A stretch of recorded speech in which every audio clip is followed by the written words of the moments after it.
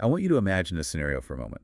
When we think about environmental destruction, especially historical industrial pollution, we usually frame it as a tragic byproduct.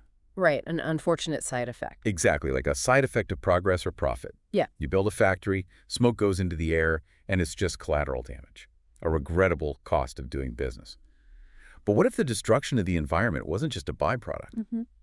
What if the pollution was actually a calculated mechanism, like a tool effectively deployed to seize land, destroy local independence, and manufacture a captive labor force, essentially controlling human lives for generations? It completely flips our standard understanding of industrial history on its head, frankly. We are so accustomed to the narrative of negligence, companies cutting corners to save money, right? Just greed, basically. Yeah, but when you look at certain historical operations, the environmental degradation functions as an active instrument of conquest. It's profoundly unsettling when you realize the contamination is doing exactly what the economic model requires it to do. Wow. It forces us to ask whether the destruction was a bug in the system or, a central feature. Okay, let's unpack this, because today in this deep dive, we are looking at a highly specific, meticulously documented historical trajectory in the central Peruvian Andes. Yeah. We're tracing the Cerro de Pasco Corporation, the smelter town of Oroya, and a century-long public health catastrophe that has literally outlived the company that started it. And we're doing this by looking at a range of cited scholarship, historical reporting, and crucially, a landmark 2023 judgment by the Inter-American Court of Human Rights. All right, so we have a lot of hard data and legal rulings here. Yeah. And just as a quick note to you listening, because the core of this history involves the severe documented lead poisoning of generations of children, we are keeping the tone of this deep dive careful and documentary style. It's heavy material. It is very sobering. We need to be precise about the facts here. So let's go all the way back to the beginning. The years right around, I think, 1901 and 1902. How does a massive Wall Street conglomerate end up dominating the high Andes? To understand what unfolds in Peru, we have to look at what was happening in North America and Europe at the turn of the 20th century. Wow. The world was undergoing a massive wave of electrification. The telegraph, the telephone, the incandescent light bulb? Exactly. And the expansion of electrical grids. All of this required an astronomical amount of conductive metals, specifically copper. The Gilded Age titans basically realized that whoever controlled the copper would control the infrastructure of the entire 20th century. So they start looking beyond their own borders for massive, untapped deposits. Right. And the central Andes of Peru had been famous for centuries, but mostly for silver. I mean, the Spanish Empire extracted vast amounts of silver from that exact region. But there was more underneath. Yeah, beneath that silver lay just staggering deposits of base metals, copper, lead, zinc. The problem was extracting it at an industrial scale at, 14,000 feet above sea level. That's incredibly high. It's massive altitude. It required infrastructure. It required railroads, heavy machinery, deep shafts. It required, frankly, an unbelievable amount of capital. Which brings in the Wall Street Syndicate. I mean, we aren't talking about a scrappy group of prospectors with pickaxes here. No, not at all. The formation of the Cerro de Pasco Corporation was backed by institutional United States capital tied directly to J.P. Morgan, Henry Clay Frick, and the Vanderbilt family. You have some of the richest men on the planet pooling millions of dollars to essentially buy up a foreign mountain range. And when capital of that magnitude arrives in a developing nation, it creates what economists call an enclave economy. We need to anchor ourselves to this concept today. Okay, an enclave economy. Yeah, because it explains everything that follows. An enclave economy is a highly specific structure. It is an economic zone carved out within a host country, but it is entirely walled off from the broader domestic economy. Like a bubble. Exactly. The capital comes from the outside, the extracted wealth is exported to the outside, and the local geography and pre-existing communities are viewed purely as inputs or obstacles. So the company builds its own railroads, its own company towns, its own power plants. It's like a sovereign state within a state. Precisely. It doesn't integrate with the local society at all. It overrides it. For 7 decades, this single American corporation was the dominant force in Peru's Central Highlands. Yeah. It became the largest mining enterprise in the entire country. Just a massive gravitational pull that warped the entire regional economy around its need to pull copper and lead out of the ground. And the physical reality of what they built is just staggering to visualize. I mean, the town of Cerro de Pasco itself wasn't a new settlement, right? It was an old 400-year-old silver city. Right. It had centuries of its own history. Yeah, colonial architecture, a distinct culture, a thriving community. But the ore the corporation wanted lay directly beneath the town. Yeah. So what happens? The city is literally consumed. It was swallowed piece by an ever-expanding open-pit mine. That is just wild to think about. As the corporation realized the extent of the deposit, they just kept digging. The crater grew, and the historic town essentially had to be dismantled and pushed to the very edges of the precipice. Plazas, churches, ancestral homes. All yielded to the pit. All of it. Imagine a giant, insatiable machine dropped into a centuries-old, high-altitude ecosystem where the machine's footprint physically eats the town that houses it. It just keeps expanding outward and downward, and the community that was there first just has to yield to the teeth of the gears. The capital demands extraction, and the physical reality of the host country is simply erased to accommodate it. That is a very accurate way to visualize the enclave. The local geography had zero inherent value to the corporation beyond the minerals beneath the surface. Right. The sheer scale of the capital investment meant that historical preservation or local resistance was, mathematically speaking, irrelevant to them. Just numbers on a ledger. Exactly. Blech. But extracting the raw ore, digging that massive pit, that was only the first half of the operation.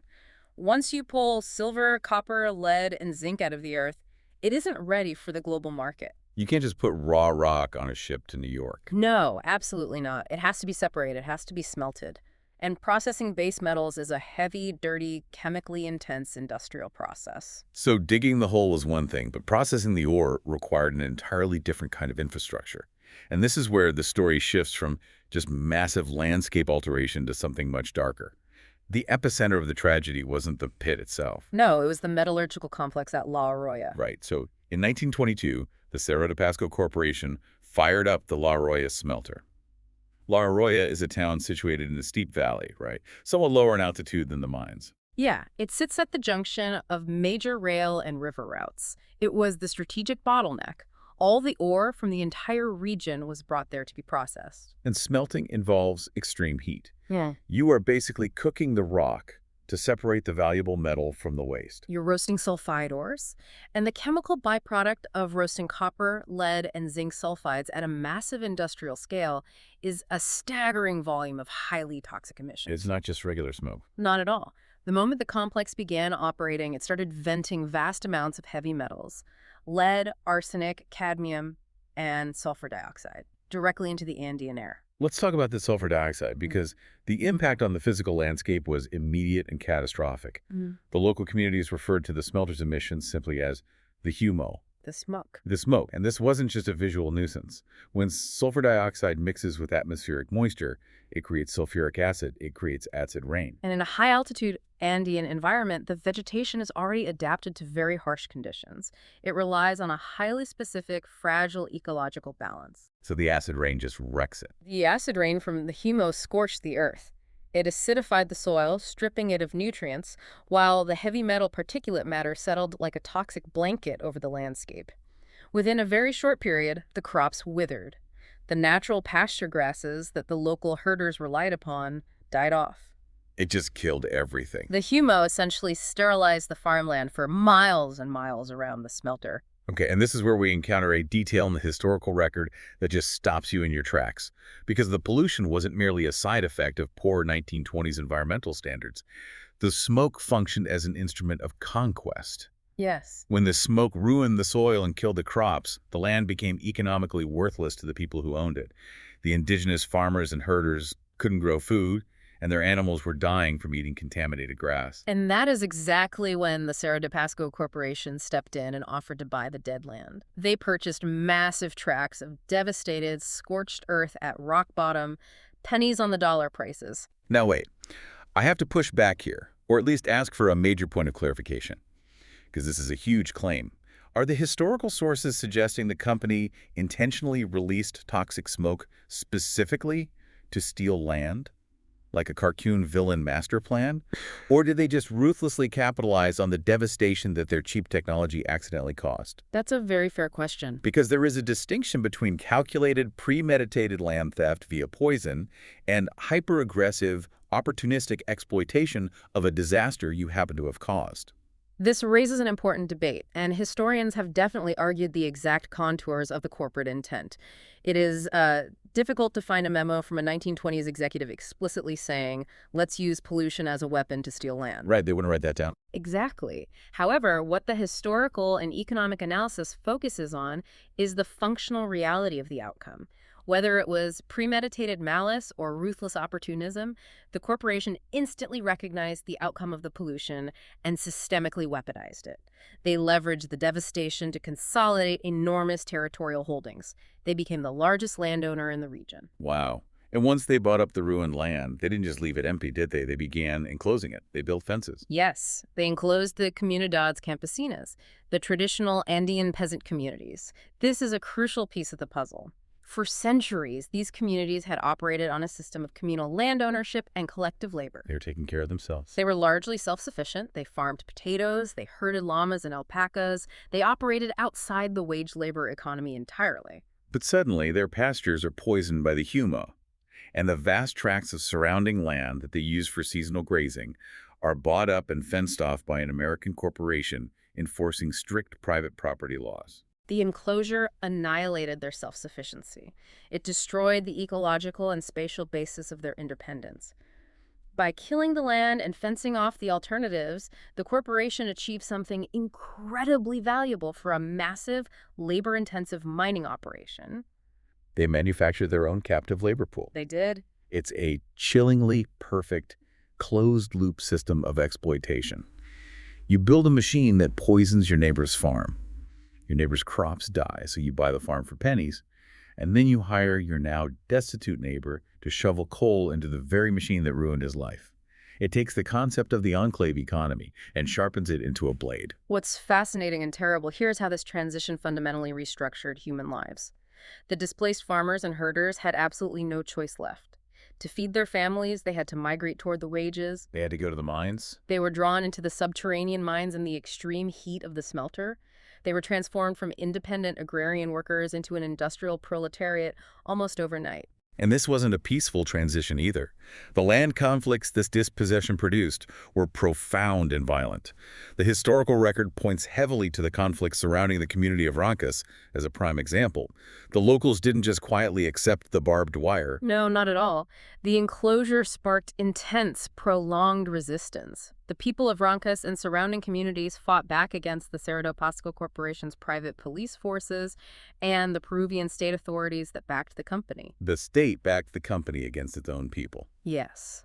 The trauma of this dispossession is so deeply embedded in the region that it actually entered Peruvian cultural memory. It was immortalized in Manuel Scorza's famous novel, Redouble por Rancas, Drums for Rancas. Oh, wow. I haven't read that. It's a powerful book. It captures the surreal, Kafkaesque nightmare of a massive fence suddenly appearing across the high Andes, just devouring the land. It's devastating to think about. A population of fiercely independent people, stripped of their land by toxic smoke and legal maneuvers, forced into an incredibly hazardous industrial environment, which naturally shifts our focus to the physical toll this environment took on that new captive workforce. Yes.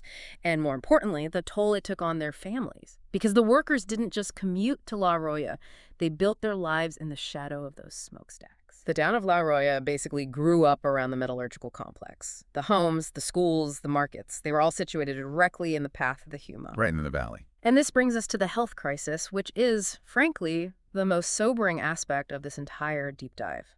Over the decades, the La Oroya metallurgical complex became a global reference point for systemic industrial contamination. We are talking about an environment where the air, the soil, and the dust inside the homes were saturated with a cocktail of heavy metals. So fast forward to the early 2000s, and the data is just horrific. The sources cite a prominent 2007 report by the Blacksmith Institute, which named La Oroya as one of the world's 10 most polluted places, not just in Peru, but on the entire planet. Alongside places like Chernobyl. Exactly. And the specific health data from this peak documentation era reveals a staggering statistic. Nearly 99% of the local children carried blood lead levels above accepted safe thresholds. 99%. I do want to carefully contextualize that figure because the sources debate the exact framing.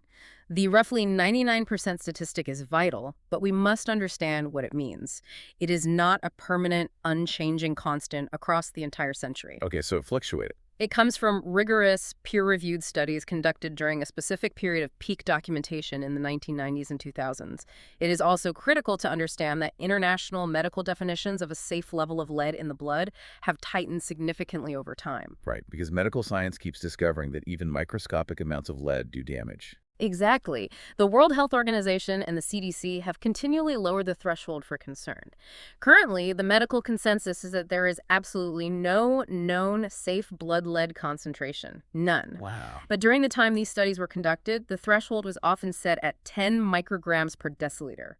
And in La Oroya, the studies found that practically every child tested exceeded that limit, with many exhibiting levels double, triple, or even quadruple that threshold. So, while the exact percentages might fluctuate depending on the year of the study and the medical threshold of the day, the core underlying truth remains absolutely undisputed across all reputable reporting and scholarship. La Oroya experienced a generational public health catastrophe. A catastrophe borne disproportionately by the children. Let's look at the biological mechanism, because understanding how lead interacts with the human body explains why this is so tragic. Okay, let's get into the science of it. Lead is a potent neurotoxin. When a child breathes in lead dust from the smelter, or plays in contaminated soil, or touches a surface covered in industrial dust and then puts their hand in their mouth, the lead enters their bloodstream. And children are much more vulnerable to this than adults, right? Immensely more vulnerable. First, their bodies absorb a higher percentage of the lead they ingest compared to adults. Second, their blood-brain barrier is not fully developed, meaning the lead more easily enters the brain. That's terrifying. Once inside the body, lead is insidious because it mimics essential minerals, primarily calcium. Oh, wait, so the body thinks it's getting nutrients, but it's actually pulling in poison. Yes. The body actively absorbs the lead into the bones, the teeth, and the brain. At the cellular level, lead disrupts the function of enzymes and interferes with the communication between neurons. It literally damages the neural pathways that are actively forming during childhood. And the medical realities of this are devastating. No. We're talking about irreversible neurological damage, profound developmental delays, drops in IQ, shortened attention spans, increased behavioral problems, and severe anemia. Because lead also inhibits the body's ability to synthesize hemoglobin, which red blood cells need to carry oxygen. Right. So you have children who are chronically fatigued, struggling to learn, struggling with impulse control, their cognitive potential fundamentally altered before they even have a chance to grow up. The damage is permanent. You can't just administer a pill and reverse the cognitive deficit. Here's where it gets really interesting and deeply tragic when we look at the timeline. The children who were documented in the 2000s with these massive levels of lead in their blood. These are the descendants of the very Andean farmers we were just talking about. They are. The people who were dispossessed of their clean agricultural land by the Humo in the 1920s were forced into the smelter town. And 80 years later, it is their great-grandchildren who are carrying the toxic legacy of that dispossession in their very veins. If we connect this to the bigger picture, it is the ultimate biological manifestation of the enclave economy's impact. The capital extraction didn't just consume the land, it consumed the biological future of the community. The town essentially became a sacrifice zone for the global metals market. Which makes you ask, how on earth was a single corporate entity allowed to operate this way for so long? I mean, if the poisoning was this severe, the emissions this visible, and a land grabs this blatant, where was the oversight? Right. Where was the government? And that question leads us directly into the shifting political times of the 20th century. Because the ownership of this toxic machine didn't remain static. It's a complex chain of custody. To understand the accountability, we have to meticulously break down the distribution of responsibility. It is historically layered. We cannot fall into the trap of a single villain narrative here. Okay, so it's not just Cerro de Pasco Corporation from start to finish. No. Yes, the American-owned Cerro de Pasco Corporation built the complex, ran it as an enclave, initiated the dispossession, and operated it for half a century with minimal environmental controls. But they did not own it forever. Right, because in 1968, Peru experiences a military coup, and General Juan Velasco Alvarado takes power. He leads a left-leaning, reformist military government with a strong nationalist agenda.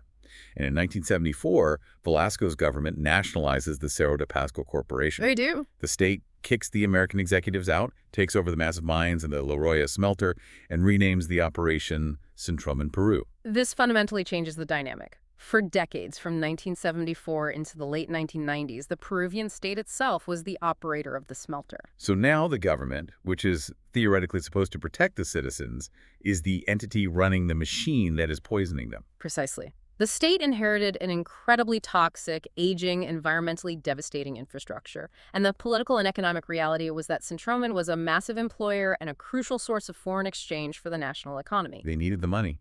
Desperately. The state faced immense pressure to keep the operation running, maintain employment, and generate revenue. Because upgrading the smelter to modern environmental standards would have cost hundreds of millions of dollars that the Peruvian government simply didn't have, especially during the economic crises of the 1980s. Exactly. So during the Centromin era, the smelting continued and the toxic emissions continued. The Peruvian state bears a profound layer of historical responsibility for the ongoing contamination during this middle era. They maintained the sacrifice zone because the economic cost of fixing it was deemed too high. But then the pendulum swings back the other way. We get to the 1990s. The era of state ownership wanes.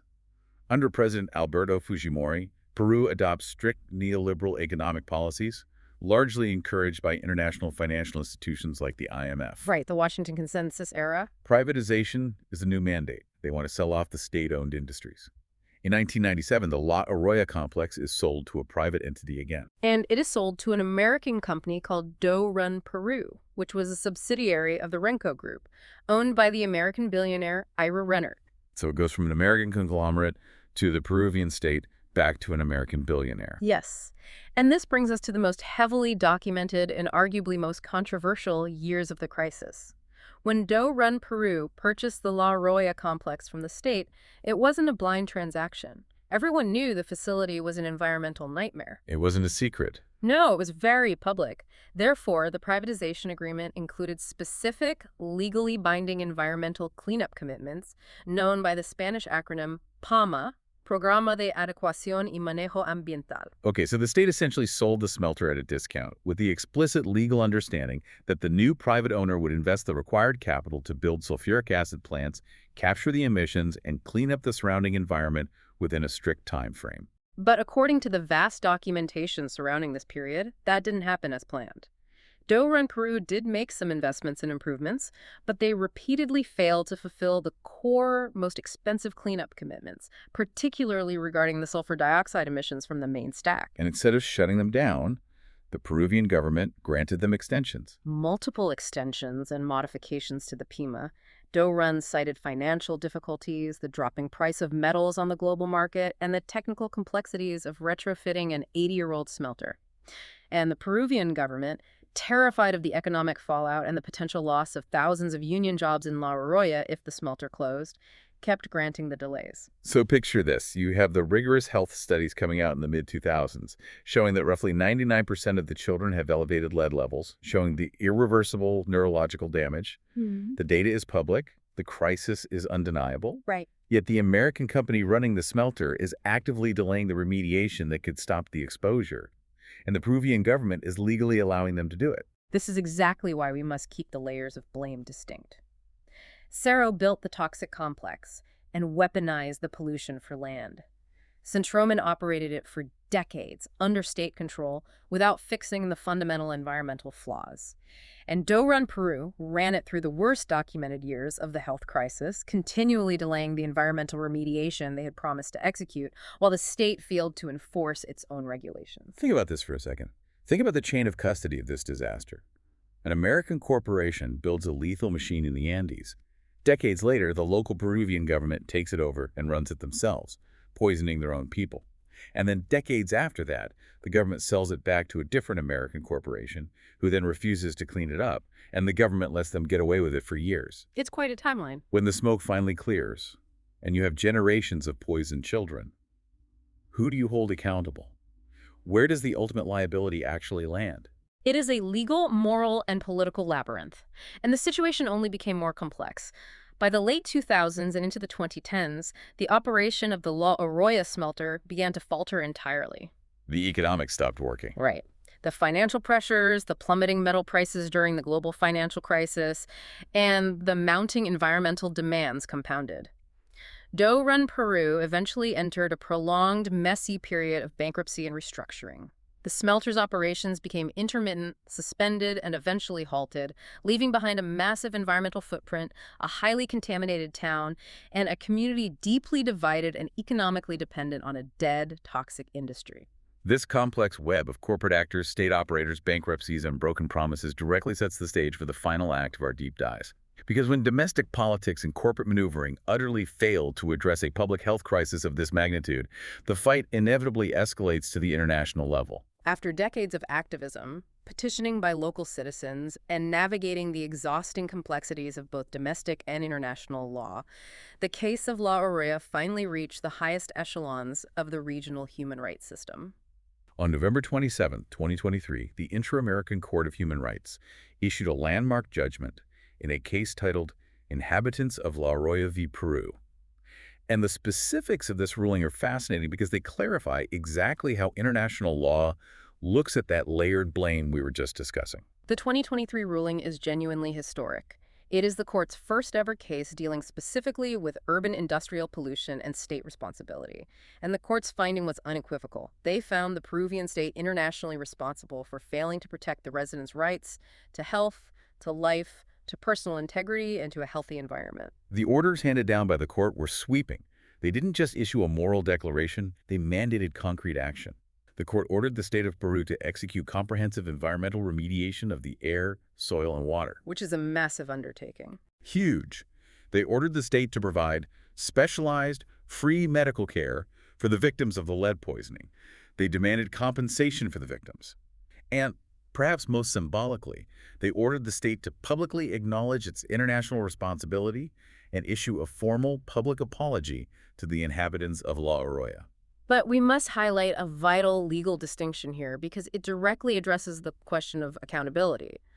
The Inter-American Court of Human Rights ruled against the Peruvian state, not directly against Doe Run Peru or the Rancas group or the historical ghost of the Cerro de Pasco Corporation. Which might sound incredibly frustrating. I mean, if the American companies were the ones operating the smelter, digging the pit, and releasing the lead dust, why is the International Human Rights Court only punishing the Peruvian government? It comes down to the architecture of international human rights law.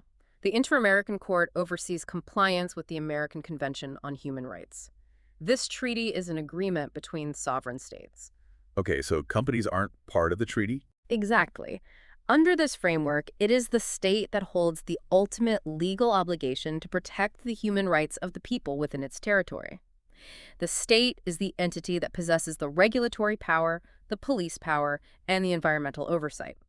Therefore, when a private corporate actor commits massive environmental harm, human rights law generally targets the state's inaction. It targets the regulatory failure. Yes, the failure to regulate, to monitor, to sanction, and to enforce the law against that private actor. It's like suing the security guard for leaving the bank vault wide open, rather than suing the bank robbers.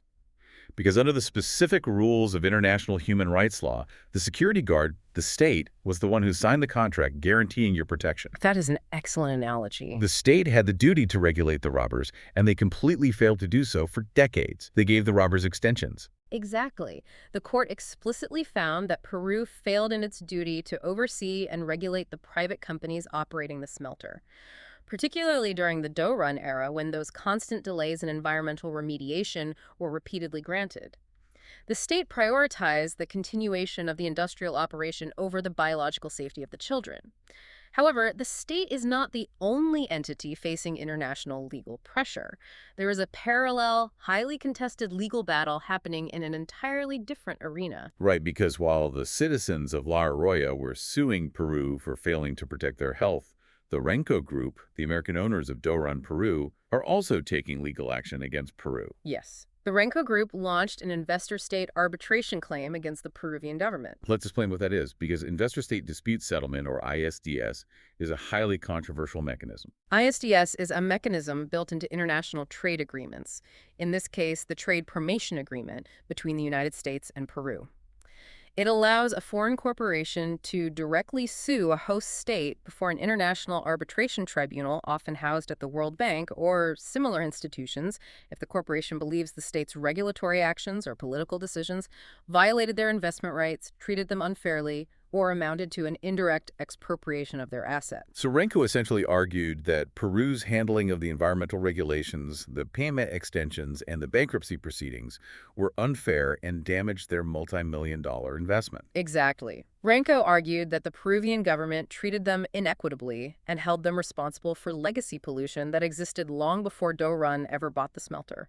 So you literally have the victims using human rights law in one court to say, you didn't regulate this company enough, you let them poison us. While the company uses international trade law in an arbitration tribunal to say, your regulatory environment and political actions were unfair and ruined our investment. It is a stunning collision of legal regimes. The merits and the eventual outcomes of the Renko arbitration are highly complex, involving multiple claims and jurisdictional disputes over the years. But the mere fact that it exists alongside the human rights judgment demonstrates a profound reality about global governance. International trade laws and human rights laws often operate in completely isolated and sometimes directly conflicting silos. The Human Rights Court prioritizes the blood lead levels of the children and the right to a healthy environment. The arbitration tribunal prioritizes the financial protections of the foreign investor and the stability of capital. If we connect this to the bigger picture, it perfectly encapsulates the modern tale to this century-old story. The initial extraction began with Wall Street capital flowing into the Andes in 1901 under an enclave model, completely immune to local consequences. And over 100 years later, the fallout is still being debated by international tribunals, essentially weighing the rights and protections of international capital against the biological rights of the Andean people. Let's take a moment to summarize this massive historical arc we've just covered. Yeah, let's pull it all together. We began with the formation of a classic enclave economy. The Cerro de Pasco Corporation, backed by immense U.S. wealth, entered the Central Highlands, physically consumed a 400-year-old city, and treated the local geography purely as an input for the extraction of silver, copper, lead, and zinc. We then explored the mechanism of that extraction, how the La Oroya smelter's toxic sulfur dioxide smoke functioned as a tool of dispossession. The pollution ruined the surrounding agriculture, allowing the company to buy the dead land cheaply, enclose it with fences, and force self-sufficient, independent Andean farmers into becoming a captive, low-wage industrial labor force. From there, we examined the catastrophic human cost of that captive labor system. Generations of children, the descendants of those displaced farmers, grew up in an environment so contaminated that studies in the peak documentation era showed nearly all of them carrying elevated blood lead levels, facing irreversible neurological and developmental damage. And finally, we untangled the layered culpability. The original builders who weaponized the smoke, the state-owned Centromin that operated the toxic machine for decades to protect jobs and revenue, and the private owners like Doe Run who continually delayed the cleanup commitments. A massive chain of historical negligence that culminated in the 2023 Inter-American Court judgment, holding the Peruvian state responsible for failing to protect its citizens' basic human rights against industrial harm. This narrative is vital because it is not an isolated freak incident. It serves as a stark, meticulously documented blueprint of how environmental degradation and labor exploitation are fundamentally, structurally linked. The destruction of the local environment wasn't an accident. It was the prerequisite for the control of the labor. It demonstrates that when capital is entirely divorced from the geography and the community it operates within, the human being simply becomes another resource to be consumed and discarded by the industrial process. And that is why this century-old Andean story matters to you, listening to this deep dive today. It challenges us to look incredibly closely at the origins of the materials that build our modern world. The copper wiring in our walls, the zinc in our infrastructure, the lead in our batteries. When we understand the mechanisms of the enclave economy, we realize that the true cost of these materials isn't just measured in the spot price on the commodities exchange. It is measured in stolen land, sterilized soil, and the permanent neurological alteration of generations of children. It's a heavy price. It really is. So what does this all mean? We leave you with this final lingering thought to mull over. The Inter-American Court has mandated that the state of Peru provide specialized health care to the victims in La Oroya and issue a formal public apology for decades of regulatory failure. But does a legal remediation, ordered by a court a full century after the first toxic smoke filled the valley, actually have the power to heal a community's generational trauma? Or does a legal judgment like this merely formally document, for the historical record, the sacrifice of people who were always treated by the global economy as entirely disposable?